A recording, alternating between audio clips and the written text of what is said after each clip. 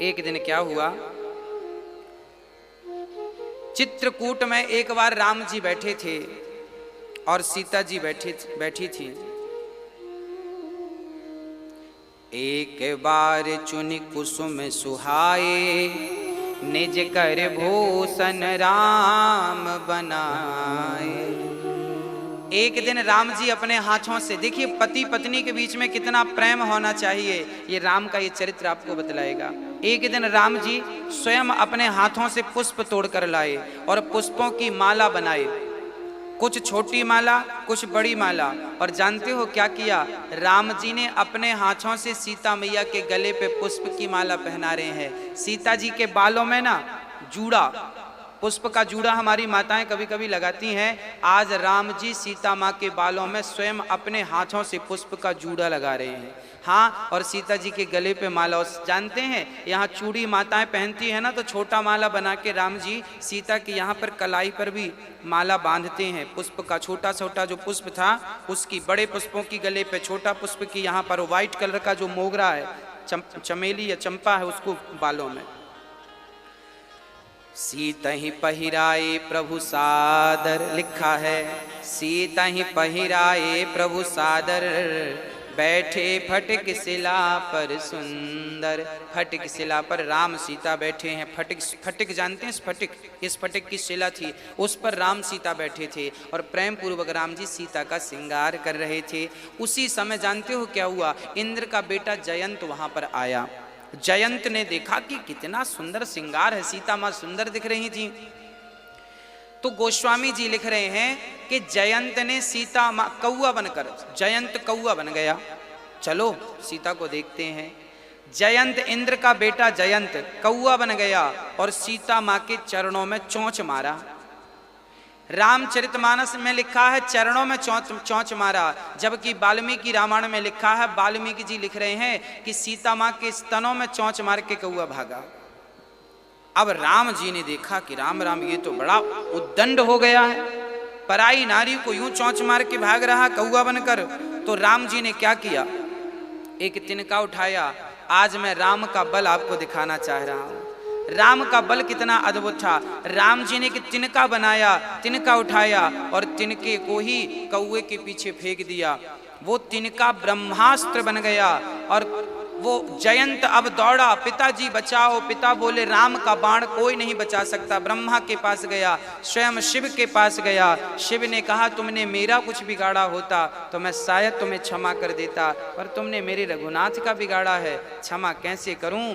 तब जब चारों तरफ भटका, अब तो मानो मर जाएगा। तब क्या हुआ, नारद देखा बिकल जयंता, लागी दया कोमल चित संता। नारद जी कोमल चित संत थे ना, नारद जी के चरणों में जब जाके जयंत गिरा, हे महाराज मुझे बचा लीजिए, नहीं तो भगवान का ये प्रहार मुझे मार डालेगा।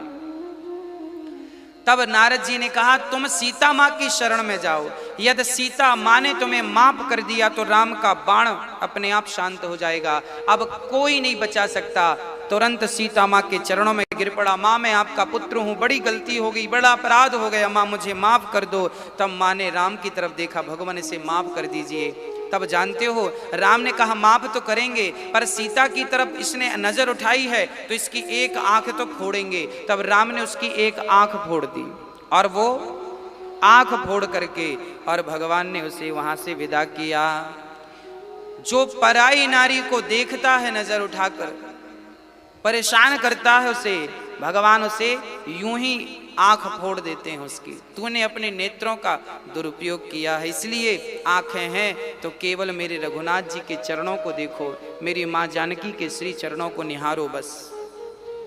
हाँ, भगवान ने क्षमा किया। आगे चले भगवान जब आगे चले तो अत्रि जी का आश्रम आया। अब राम जी बोले चित्रकूट में बहुत रह लिए, अब हमें यहाँ से आगे चलना चाहिए क्योंकि यहाँ का प्रचार ज़्यादा हो गया, अब बहुत सारे लोग मिलने आने लगे। राम जी को अब लोग मिलने आते हैं, दिन को आ जाएं रात को आ जाएं, बड़ा परेशान हो जाते हैं। राम जी बोले अब चलना चाहिए यहाँ पर। लोग परेशान कर रहे हैं। और राम जी का उद्देश्य ये भी था कि आगे जाएंगे तब तो रावण इत्यादि मरेंगे। तो राम जी पंचवटी की तरफ चले, रास्ते में अत्रि जी मिल गए। हाँ, करत दंडवत मुनि उरलाए, प्रेम वारि दो जन अनवाए। अत्रि मुनि, अत्रि कौन? ब्रह्मा के पुत्र अत्रि। अत्रि की पत्नी का नाम क्या था? अनुसुईया जी। ये वही माता अनुसुईया हैं। एक बार नारद जी ब्रह्मलोक में गए और ब्रह्मलोक में कहते हैं सरस्वती जी से, सरस्वती माँ सुनो, अनुसुईया से बड़ी पतिव्रता नारी कोई नहीं है। फिर नारद जी कैलाश पर गए, पार्वती से कहा सुनो, अनुसुईया से बड़ी नारी कोई नहीं है पतिव्रताओं में। फिर लक्ष्मी के पास गए, लक्ष्मी माँ से नारद जी ने कहा कि सुनो, अनुसुईया माँ से बड़ी पतिव्रता कोई नहीं है। अब सरस्वती जी को लगता था मैं सबसे बड़ी पतिव्रता हूँ, पार्वती जी को लगता था मैं सबसे बड़ी पतिव्रता हूँ, लक्ष्मी माँ को लगता था मैं सबसे बड़ी पतिव्रता हूँ। पर नारद जी ने कहा कि आप तीनों तो कुछ भी नहीं है माता अनुसुईया के सामने। तब तीनों ने अपने अपने पतियों से कहा सुनो जी, जरा अनुसुईया को देखो तो सही, हमसे भी बड़ी पतिव्रता है क्या? हाँ, कुछ लोग ना दूसरों की तारीफ सुनना नहीं चाहते, हम कम हैं क्या? तीनों स्त्रियों ने, तीनों माओं ने, तीनों शक्तियों ने अपने अपने पतियों से कहा। लक्ष्मी ने नारायण से कहा कि हे प्रभु, जरा अनुसुईया जी की परीक्षा तो लेकर देखो। अब तीनों चल पड़े, ब्रह्मा विष्णु महेश। तीनों की पत्नियों ने प्रेशर दिया कि जाओ जरा परीक्षा लेकर आओ, क्या हमसे बड़ी पतिव्रता है अनुसुईया जी, जाओ। तो तीनों चल पड़े पत्नी के कहने से, ब्रह्मा विष्णु महेश तीनों आए। बोले क्या करें? बोले पंडित जी बन जाओ। तीनों ब्राह्मण बन के आए। और अनुसुईया जी कहाँ रहा करती थी? अनुसुईया जी चित्रकूट से आगे ही उनका आश्रम था, चित्रकूट के पास ही उनका आश्रम था। जब वहां पहुंचे तीनों ब्राह्मण तो अनुसुईया से कहते हैं माँ भिक्षाम देहि, हे माँ हमें भिक्षा दे दो। अनुसुईया जी आई और बढ़िया कंद मूल फल जो था उनके पास दे दिया। ब्राह्मण बोले हम ऐसे भोजन नहीं लेंगे आपका। फिर कैसे लेंगे? बोले आप पहले अपने सारे कपड़े उतार दो। अरे भाई ये क्या बात हो गई? ब्राह्मण बोले ना ना, हम तो ऐसे ही हैं कि पहले आप अपने सारे वस्त्र उतार दो तब हम आपसे भिक्षा लेंगे। तब माता अनुसुईया ने विचार किया कि यदि मैं सारे वस्त्र उतार कर जाऊंगी तो मेरा पातिव्रत धर्म नष्ट हो जाएगा, क्योंकि एक पतिव्रता नारी पर पुरुष के सामने भला निर्वस्त्र खड़ी हो जाए तो उसका पातिव्रत धर्म तो संकट में पड़ ही जाएगा। तब माता अनुसुईया ने ध्यान लगाकर देखा ये तीन हैं कौन, क्योंकि साधारण आदमी तो ऐसी बात करेगा नहीं, कोई विशेष ही होगा। तब आंख ध्यान लगाकर देखा, अच्छा ये हमारी परीक्षा लेने आए हैं। माता जी बोली ठीक है मैं अभी आती हूँ कपड़े उतार कर। और अंदर गई, लोटा से जल लिया और हाथ में जल डाल करके मां अनुसुईया ने कहा हे भगवान, हे विधाता, हे दुनिया बनाने वाले परमेश्वर, यदि मैं सच्ची पतिव्रता हूँ, यदि मैंने अपने पति के सिवा आज तक स्वप्न में पराय पुरुष का चिंतन नहीं किया तो ये तीनों पुरुष बच्चे बन जाएं। जल छोड़ दिया भैया जी, वो ब्रह्मा विष्णु महेश छोटे छोटे बच्चे बन गए और माँ ने गोद में लेकर के अपना दूध पिलाया तीनों को। तीन पालकियां बनाई और तीनों पालकियों में बढ़िया बढ़िया तीनों को माँ अनुसुईया ने लिटाया और झूला झूलाने लगी कि माता अनुसुईया ने डाल दियो पालना, झूले रहे तीनों देव बन कर के लालना।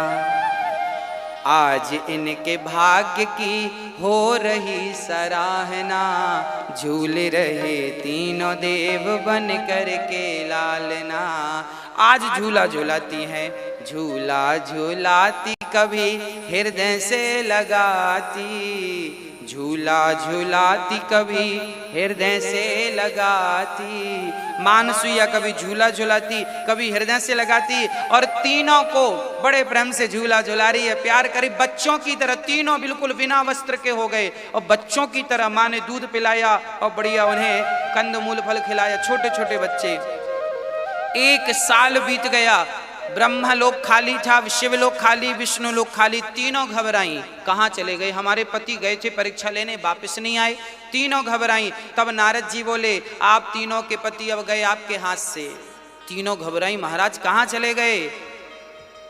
नारद जी बोले, अब तो वो किसी के बच्चे बन गए हैं, बड़े होंगे फिर उनकी शादी होगी, अब आप लोग जाओ, अब आपका पत्ता साफ। तीनों घबराई, राम राम। नारद जी ने कहा, देखो वो बच्चे बने हैं तीनों वो। अब तीनों घबराई, राम राम, ये इन्होंने तो मेरे पतियों को, ब्रह्मा विष्णु महेश को बच्चा बना दिया। जो सृष्टि करते हैं उन्हें इन्होंने बालक बना दिया।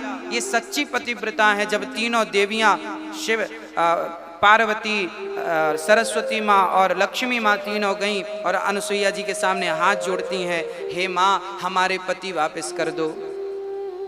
अनसुईया जी बोली, आप तीन कौन हैं? तीनों ने कहा, हम आपकी बहू हैं। अनसुईया जी बोली, बहू कैसे? अभी तो हमारे बच्चे छोटे हैं, बड़े होंगे तब शादी करेंगे हम बहू, तुम फ्रॉड बहू हो? हाँ, कहाँ से आ गई तुम?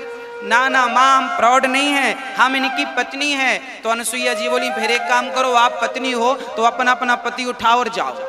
अब बताओ, अब इतना इतना पति क्या करेंगे? अब तीनों घबराई, राम राम, इतने ही रहे तो हम क्या करेंगे, गोद में लिए घूमेंगे पति को। हाँ, अब तीनों घबराई, तीनों चरणों में गिर पड़ी, माता जी इनको ठीक करो, आप ही ठीक कर सकती हैं। तो माता अनसुईया ने कहा, एक काम करो, अपने अपने पति को उठा लो, हम ठीक कर देती हैं। अब पार्वती जी सोची, कहीं हम धोखे से विष्णु जी को ना उठा लें।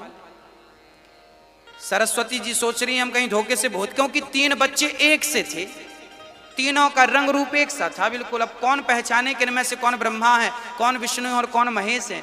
अब तो घबराई तीनों, माँ जी हम पहचान नहीं सकते। तब माता अनसुईया ने कहा, कैसी पतिव्रता हो, अपने पति को नहीं पहचान सकी? तब माता जी ने फिर जल छोड़कर उन्हें तीनों को जैसा का तैसा बनाया। माँ अनसुईया ने प्रणाम किया और तीनों पुत्र तब से माँ अनसुईया को अपनी माँ कहकर पुकारने लगे। ऐसी अनसुईया माँ जो पतिव्रताओं में पार्वती से श्रेष्ठ स्थान रखती हैं, पतिव्रताओं में सरस्वती से श्रेष्ठ स्थान रखती हैं, जो पतिव्रताओं में माँ सरस्वती के साथ, पार्वती के साथ माँ लक्ष्मी से भी श्रेष्ठ स्थान रखती हैं। ऐसी माँ अनसुईया को हम प्रणाम करते हैं।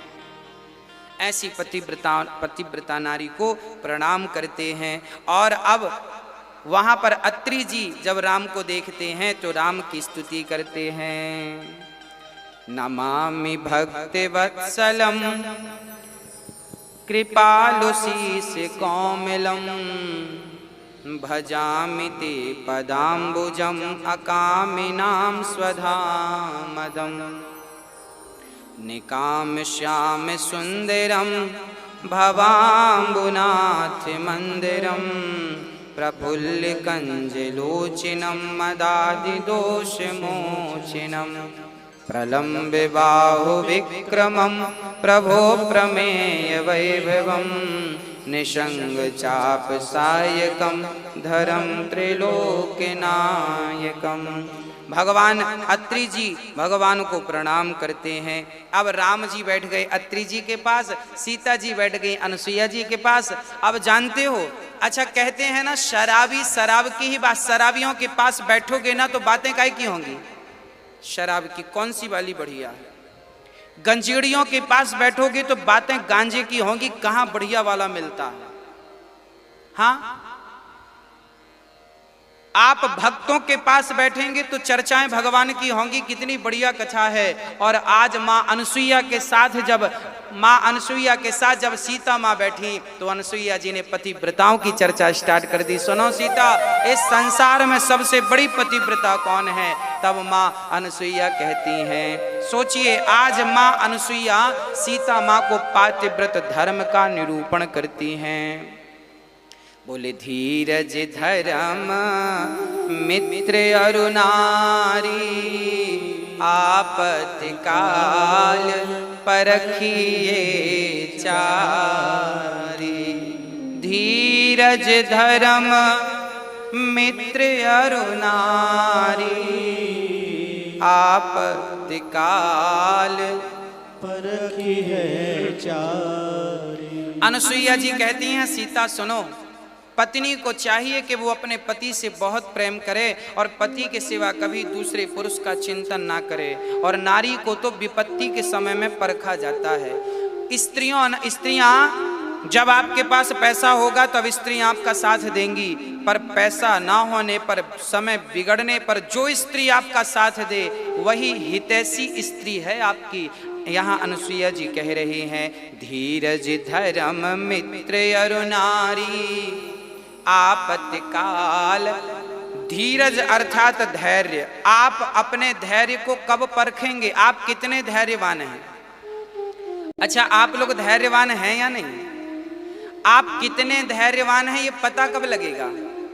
जब कोई आपको 10 गाली देगा, जब आपके मुंह पे कोई 10 गाली देगा, तब आपको पता चलेगा कि आप कितने धैर्यवान हैं। गालियां सुनकर भी आप मुस्कुरा रहे हो और प्रसन्न हो, तब तो मान लिया जाएगा कि आप धैर्यवान हैं। नहीं तो लोगों का तो एक ही गाली में आपा खो बैठते हैं लोग, एक ही गाली में माथा गर्म हो जाता है। भगवान कृष्ण ने 100 गालियां सुनी थी शिशुपाल की।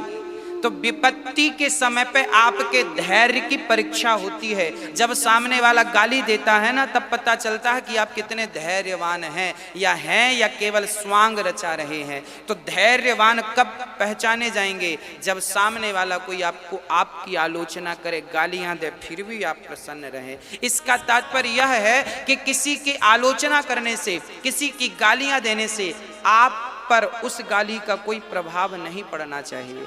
वैसे आप पर प्रभाव पड़ता है। अच्छा, आपको किसी ने कह दिया तुम गधे हो, तो आपको बुरा लगता है कि नहीं? आपको कोई कहे कि तुम गधे हो तो बुरा लगेगा कि नहीं? लगेगा। अच्छा, सच बताना, क्या आप सच्ची में गधे हो? हाँ या ना? हो गधे? नहीं। जब आप गधे हो ही नहीं तो फिर बुरा किस बात का लगा? और बुरा लग रहा है मतलब आप गधे हो, इसलिए तो बुरा लगा। गधा होती नहीं तो बुरा क्यों लगता?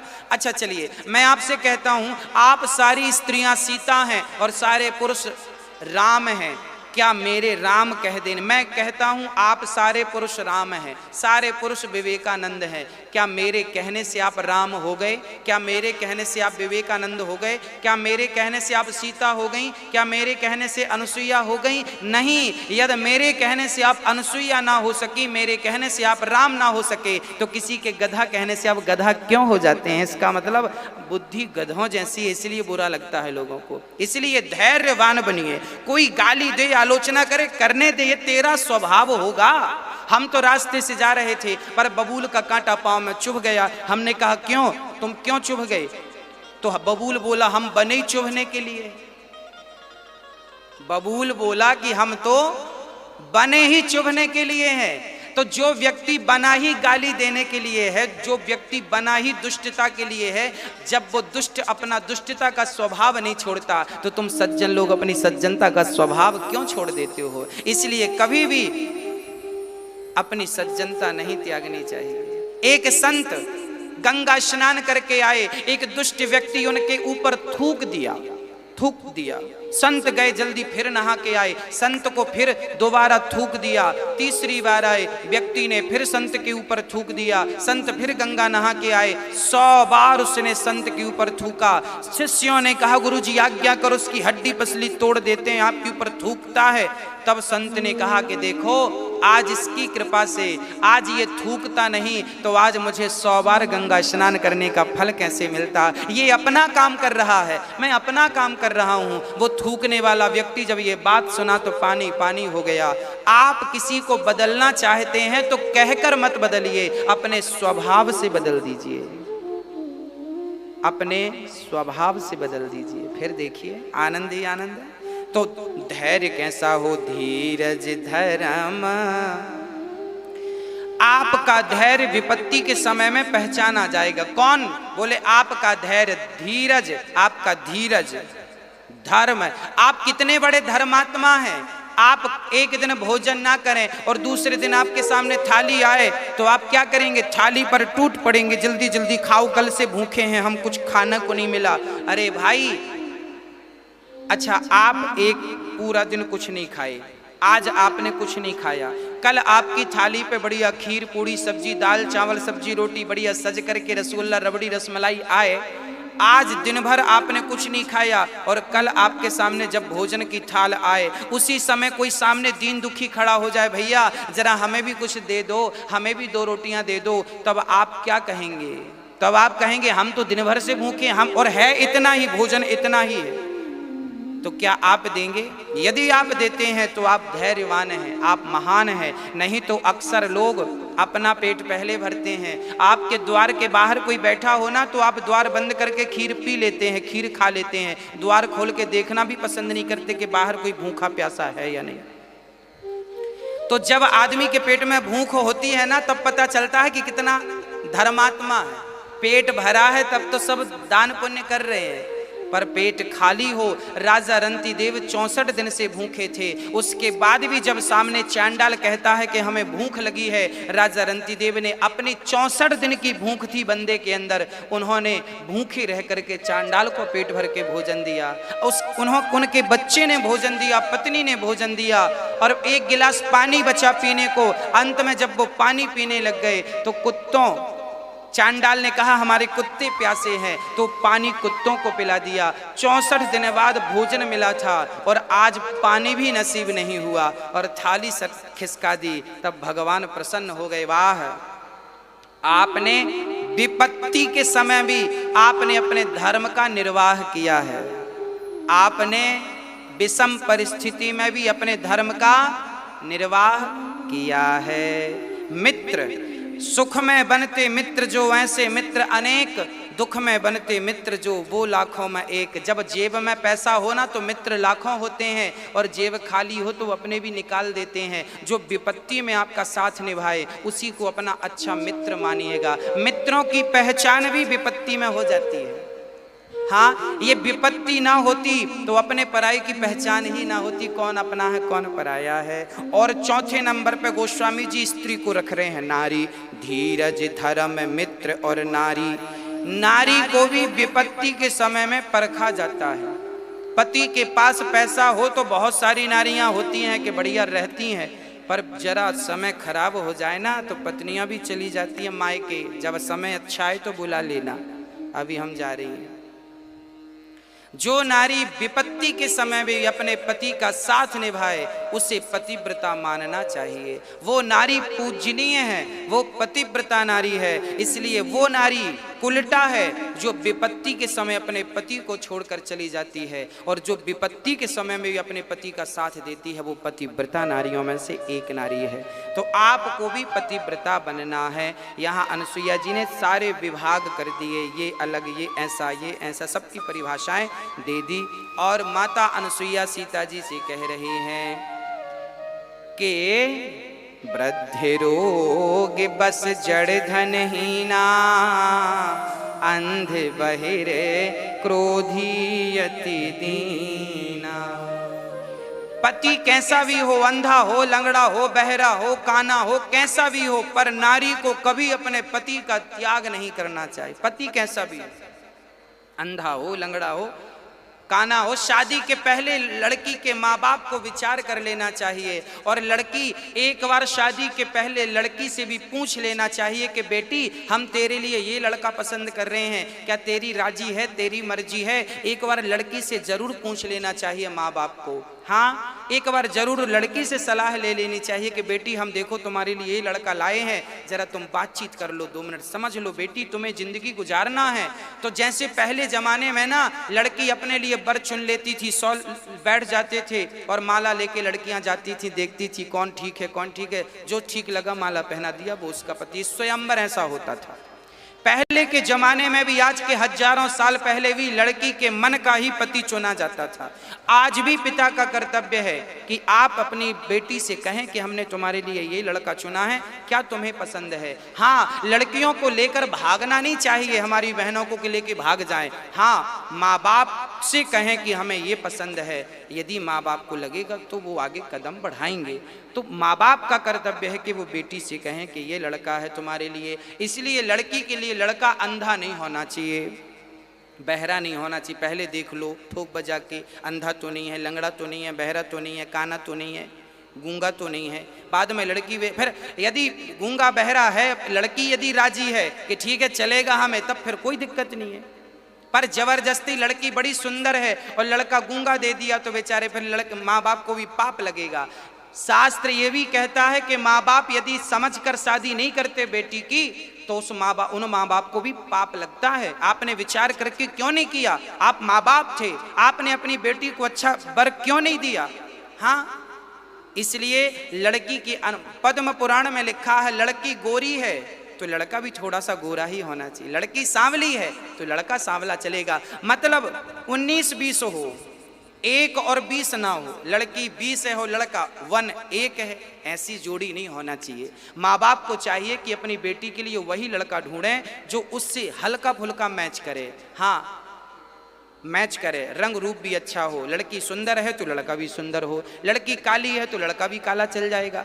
हाँ, फिर जैसा जिसका भाग्य है, ये भाग्य जिसका जैसा है वो बाद का सब्जेक्ट है, पर पहले तो कर्म है ना, कर्म तो करना पड़ेगा। हर माँ बाप तो ढूंढती है ना लड़का कैसा है, लड़की कैसी है। तो माँ बाप का परम कर्तव्य है कि वो अपनी लड़की के लिए योग्य वर ढूंढे। कई बार माँ बाप पैसों के लालच में अपनी बेटी को कहीं भी थोप देते हैं, गलत है ये। पैसा ही सब कुछ नहीं होता। हाँ, विचार करके, आप हमसे ज़्यादा समझदार हैं, आप किसी बेटी के पिता होंगे, ये विचार करिएगा जब जरूरत आन पड़े। तो ये शास्त्र कह रहे हैं, हाँ समझिएगा। तो पति कैसा हो? अंधा हो, लंगड़ा हो, बहरा हो, काना हो। पहले आपने विचार किया नहीं और अंधा लड़की को पति मिल गया, अब अंधा मिला है तो अब छोड़ के जाने से पाप लगेगा। एक तो पहले विचार करना चाहिए थी कि अंधा नहीं होना चाहिए, और अब यदि कर दिया है तो फिर अब लड़की कहे बाद में कि सुनो हमारा पति तो अंधा है, अब हम जाएंगी, हम अंधे के संग थोड़ी रहेंगी। तो ये तुम्हें पहले विचार करना चाहिए। आजकल हम क्या देखते हैं, शादी करने के बाद लड़का कहता है हमें ये लड़की पसंद नहीं। एक बहन का मेरे पास फोन आया, एक बहन का फोन आया टेलीफोन, बोले गुरुजी हमारे पति ने हमें छोड़ दिया है। हमने कहा क्यों छोड़ दिया? बोले हमारे पति ने हमें 4 महीने साथ में रखा और 4 महीने बाद कह दिया कि हमें तुम पसंद नहीं हो। 4 महीने तो लड़के ने लड़की को संग रखा पत्नी बनाकर, और 4 महीने बाद कह दिया लड़के ने हमें ये लड़की पसंद नहीं है। अरे भाई, ऐसे थोड़ी होता है कि शादी कर लिया, अब पहले कहाँ तुम्हारी आंखें थी, फूट गई थी? लड़की देखा नहीं था तुमने? जो लड़का ये कहे शादी के बाद कि हमें लड़की पसंद नहीं है, इन्हें उल्टा लटका करके मिर्ची का धुआं देना चाहिए। उल्टा लटकाओ और मिर्ची का धुआं तो बढ़िया लाल मिर्ची का, और बड़ी बड़ी लाठी, मोटी मोटी लाठियों से खूब मारो इन्हें। शादी के पहले तुम्हारी आंखें नहीं थी, बुद्धि नहीं थी, एक लड़की की जिंदगी बर्बाद कर दिया। अभी एक महाराष्ट्र में मेरे पास एक बहन का फोन आता है, एक सच्ची घटना बोल रहा हूं। वो लड़की, उसकी एक छोटी सी घटना मैं आपको सुनाता हूं, आपको कैसी लगती है राम। एक लड़की थी नहीं है, एक लड़की है। वो लड़की एक लड़के से प्रेम करती थी, परंतु जिस लड़के से वो प्रेम करती थी ना, वो लड़का गरीब था। लड़की के माँ बाप बड़ा पैसे वाले थे। तो क्या हुआ, लड़की के माँ बाप ने अपनी लड़की का विवाह बढ़िया घर में कर दिया, पढ़े लिखे घर पे। लड़का पढ़ा लिखा था, पैसे वाला था। शादी हुई, 4 साल संग रहे, एक लड़का हो गया। लड़का अभी उसका लड़का 4 साल का है। जब लड़का हो गया, बेटा हो गया, तब उसके पति ने कहा कि हमें तुम पसंद नहीं हो, क्योंकि जब शादी हुई थी ना, तब लड़का कोई काम करता नहीं था, पर अचानक शादी के साल भर बाद वो IPS बन गया।